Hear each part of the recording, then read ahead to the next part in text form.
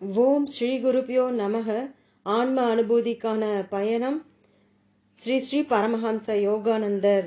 நீங்கள் களிமண்ணை ஒரு குவளையாக உருவாக்கி அதை சுட்ட பின்னர் அக்குவளையை ஒரு தாம்பாளமாக செய்ய விரும்பினால் நீங்கள் அவ்வாறு செய்ய முடியாது.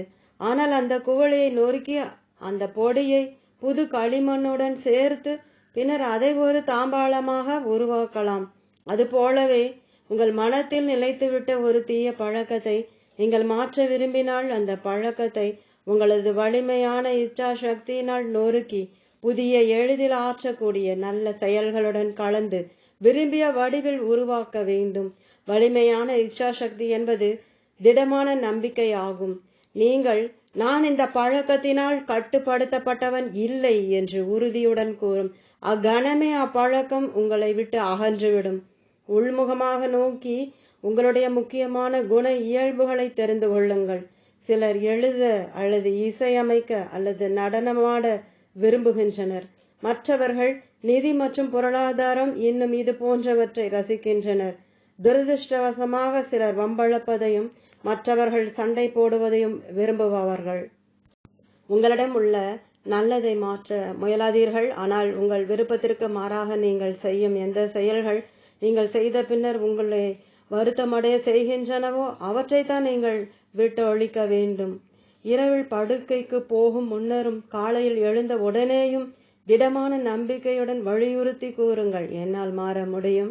மாறுவதற்கான மன வலிமை எனக்கு உள்ளது. நான் நிச்சயமாக மாறுவேன். நாள் முழுதும் அந்த எண்ணத்தை பற்றி கொள்ளுங்கள். மேலும் அதை உறக்கம் என்னும் ஆழ்மன பிரதேசத்திற்குள்ளும் தியானம் என்னும் உயர் மன ராஜ்யத்திற்குள்ளும் உங்களுடன் கொண்டு செல்லுங்கள். நீங்கள் அடிக்கடி கோபத்திற்கு ஆளாவதுதான் உங்கள் பிரச்சனை என்று வைத்துக் கொள்ளுங்கள். அதன் பின்னர் உங்கள் நிதானத்தை இழந்ததற்காக மிகவும் வருத்தப்படுகிறீர்கள். ஒவ்வொரு இரவும் பகலும் கோபத்தை தவிர்க்க நீங்கள் தீர்மானித்துக் கொள்ளுங்கள். பின்னர் உங்களை விழிப்புடன் இருந்து கவனித்து வாருங்கள்.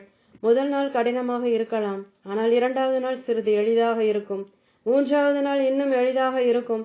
சில நாட்களுக்கு பிறகு வெற்றி சாத்தியம் என்பதை நீங்கள் உணர்வீர்கள். நீங்கள் ஒரு வருடத்திற்கு உங்கள் முயற்சி விடாமல் மேற்கொண்டு வந்தால் நீங்கள் மாறுபட்ட ஒரு மனிதராக இருப்பீர்கள். என் சிறு வயதில் அநியாயத்தை காணும் பொழுது நான் கோபப்படுவது வழக்கம். ஒரு நாள் அது எவ்வளவு முட்டாள்தனமானது என்பதை நான் கண்டேன். கடும் கோபத்தை காட்டுவதால் உலகத்தை ஒரு நிமிடத்தில் நான் மாற்றிவிட முடியாது. என் கைகளை உயர்த்தி பிரமாணம் செய்தேன், நான் மீண்டும் ஒருபோதும் கோபப்பட மாட்டேன். அப்பொழுதிலிருந்து தேவைப்படும் பொழுது புறத்தில் கோபப்படுவது போல காட்டிக்கொண்டாலும் அகத்தில் கோபப்பட்டதே இல்லை. சுமார் 20 வருடங்களுக்கு முன்னர் நான் அமெரிக்காவிற்கு வந்த பொழுது எல்லோரும் காஃபி அருந்துவதை நான் கண்டேன். அதனால் நானும் முதன்முறையாக அதை ருசித்தேன். நாளாக ஆக அதை விரும்ப ஆரம்பித்தேன். அது ஒரு பழக்கமாக ஆகிவிடக் கூடாது என்பதற்காக நான் தனியாக இருக்கும் பொழுது காஃபி அருந்தக்கூடாது என ஒரு விதிமுறையை அமைத்து கொண்டேன். இருப்பினும் மிக அதிக அழைப்புகள் இருந்ததால் நான் எல்லா நேரமும் காஃபி அறிந்து கொண்டிருந்ததை உணர்ந்தேன். ஒரு நாள் உணவு விடுதியில் நான் தனியாக சாப்பிட்டு கொண்டிருந்த பொழுது காஃபியின் தேவையை நான் உணர்ந்தேன். நான் நினைத்தேன், ஓ, நீ என்னை பிடித்து கொண்டு விட்டாய், சரி, காஃபி பழக்கமே உனக்கு பிரியாவிடை. அத்துடன் அந்த பழக்கம் முடிவுக்கு வந்தது. கடந்த 20 வருடங்களில் நான் அதை தொட்டதே இல்லை. நேற்றிரவுதான் சில நண்பர்கள் எனக்கு காஃபி பரிமாறினார்கள். அதன் ருசி சரியாகத்தான் இருந்தது. ஆனால் அது என்னை இனி ஒருபோதும் சபலப்படுத்தாது.